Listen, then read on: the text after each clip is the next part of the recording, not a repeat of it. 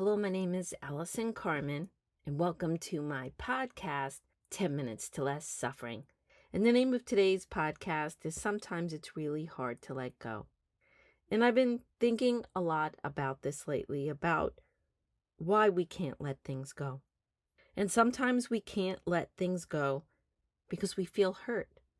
And so we have to process the feelings. We have to get through it no matter what anyone says to us.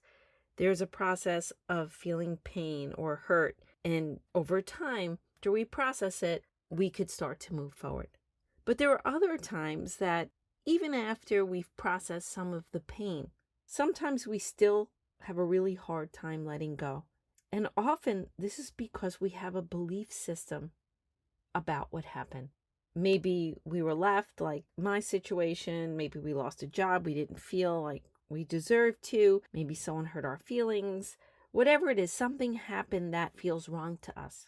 And our belief is that shouldn't have happened. It was wrong. It wasn't just. And behind that belief, it's part of our identity, who we are. If we let it go, then are we believing it's okay? If we let it go, how do we identify with the situation? Do we become the person that's okay that they were left and it's good it happened? Do we become the person who believed it was best we lost our job when we felt it wasn't right? It gets really confusing because if we let go, then who are we? And I really get this very deeply because of the situation that happened when my husband left about 5 years ago. And as I talk about a lot on this podcast, I have let go, I have moved on, but things come up. And even though you let go and process, feelings can come up, grief could come up, and attachments can come up, and identification and belief systems could come up. And as most of you know who have been divorced or have had terrible heartbreak, it's like the gift that keeps on giving. So for me, every time I let go, there seems to be something else that happens with my ex-husband that gives me the opportunity to cling, get upset, attach, and not let go. And the most recent thing is he just had a baby in his 50s with his new wife. And today was a little bit of a challenging day. And I think it was more about my children today than about me. But even so, a lot of feelings came up. And as I processed them, I was thinking about why I was holding on. Why do I sometimes hold on to that marriage when it's over? And I look and I see the feelings, I see the judgment, I see the attachment, I see the identification. And I ask myself why, after I process the feelings, it's not part of my life today. I was totally free today. I was able to do whatever I wanted. It's a Saturday. But then I realized I was identifying with being left and being married and him having an additional child. And there was a comfort of holding on to it. There was a comfort of calling my friends. There was a comfort of people being angry and people being mad. But I know very well when you play that role, when you play that part, where you hold on to something from the past, when you start to cling to it and you start not to let go, there is no space for something new. There's no presence, there's no creativity, there's no opening for the future that you want.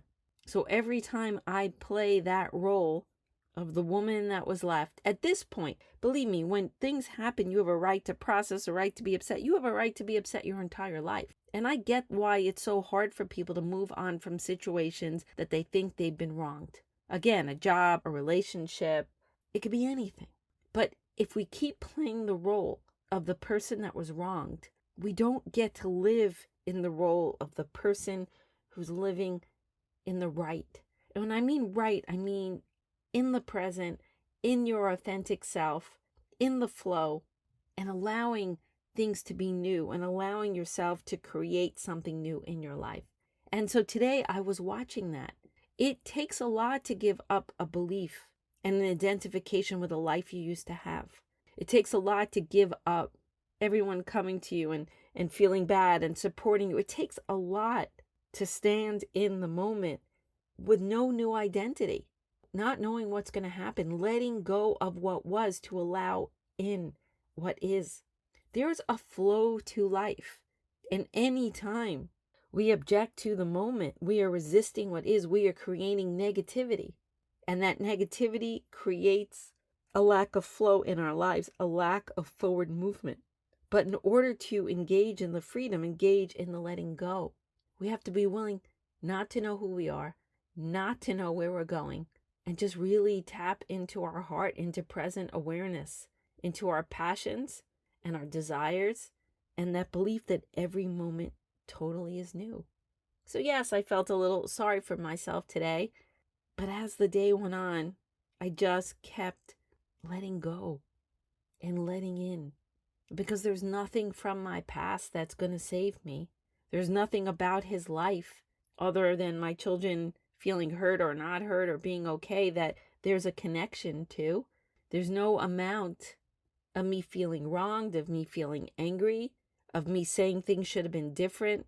Why did this happen to me? At this point, again, you have to go through the steps, you have to go through the process. But at this point, 5 years later, I have a choice. Either I'm going to identify and be the woman who was left, or I'm going to identify with the woman I am in this moment, the vibrancy that I have in this moment, the desires I have in this moment, the open future, the people I love, the people I care about, the things I do every day. That's juicy. That's amazing. And that's life in its finest moment in the present and the glory of all that can be. So how do we do this? We do this by when we can't let go, we need to look at why we're holding on. And again, it is so challenging because to let go, we have to let go of the life we thought we were going to have. We have to let go with identifying with something that happened that we think is wrong. Sometimes people do things to us and it really affects our lives. But if that becomes our identity and belief, we live in this place of the bitterness and the pain. And then our plate is full and the new can't come in and the love can't come in. The creativity can't come in. So we let go for ourselves. We let go so we can identify with who we are in the moment, not from the past, not from what we expected, but from present awareness of who we are in this moment and all our potential and all our dreams and all our love and all our desires. Remember, everything that's happened to you before is behind a solid wall. You cannot get to it. Ask yourself again why you're not letting go.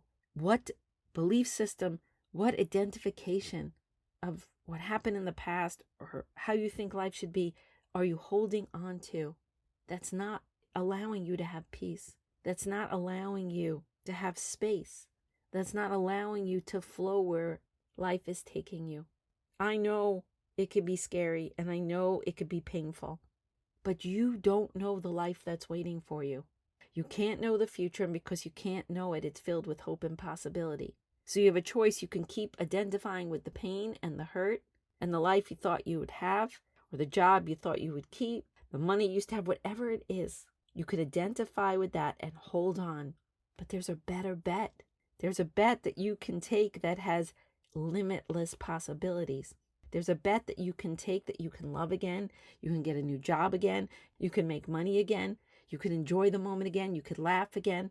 And that bet's in uncertainty, the unknown future. But the bridge from the pain to the love, from the pain to the opportunity, from the pain to the possibility is the letting go. And it's not just letting go of what happened, but it's letting go of your belief system. You were wronged. It shouldn't have happened. It did happen. You don't have to like it, and you really don't even have to think it was nice or good or loving or kind. But you have to accept it happened and hold firm on that. And at some point, not be the person who was left. At some point, not be the person who was wronged in your job. At some point, not be the person who had money stolen from them or taken from them.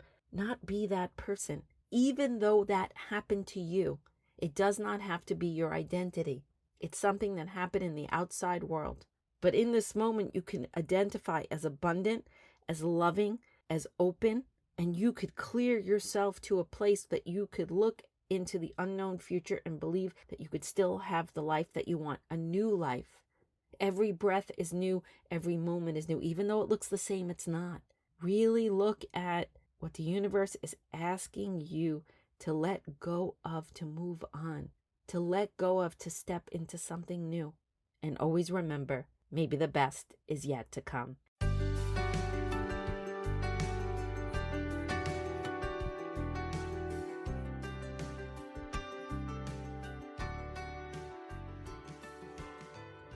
Thank you for listening to this podcast today. If you'd like to get in touch with me, you can email me at allison@allisoncarmen.com.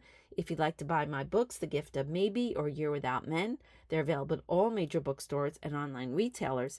And if you'd like to listen to the new audiobook for The Gift of Maybe, it's available on all major audio platforms. And if you like this podcast, I hope you subscribe and leave a comment.